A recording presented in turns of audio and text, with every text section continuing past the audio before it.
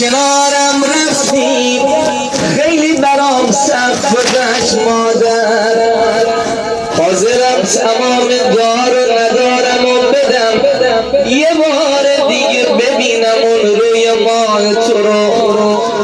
آخه 1 سال سخته پسر مادر رو نبینه.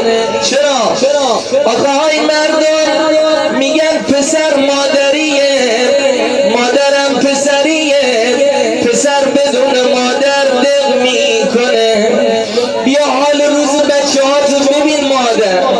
بگو مامان الان 1 ساله، هر وقتی خانه میانیم میدیر طاقت نداره می جان مار، از خانه بیرون نیم می جان مار، تی خانه بدون تو خیلی تاسیان مامان. چرا؟ عزیزان دام دیده یاد و لحظاتی میافتید میومدید تو حیات خونه، میدیدید رو ایوان خانه منتظر مادر، میگفتی قد و بالا رو میمیرم.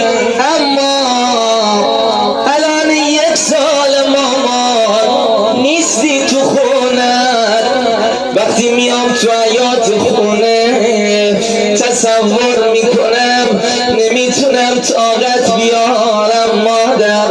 میام داخل خانه یادگاریات میبینم، خاطرات میبینم، از خانت بیرون میام مادر.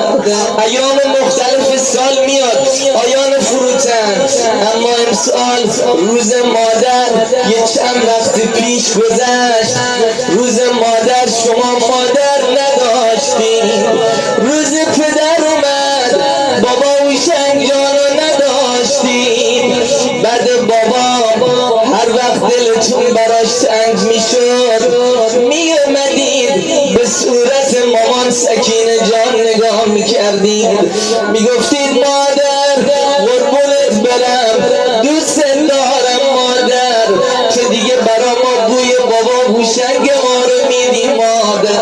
خوش به حال هر کسی مادر داره، خوش به حال هر کسی بابا داره. هر کی مادر داره دلبر داره سرور داره، هر کی مادر داره جنت داره برکت داره، هر کی مادر داره صفا داره وفا داره، هر کی مادر داره سامون داره درمون داره. حالا بگم اگه مادر نداری درد منو خوب میدونی، اگه مادر نداری درد منو خوب میدونی، هر کی مادر داره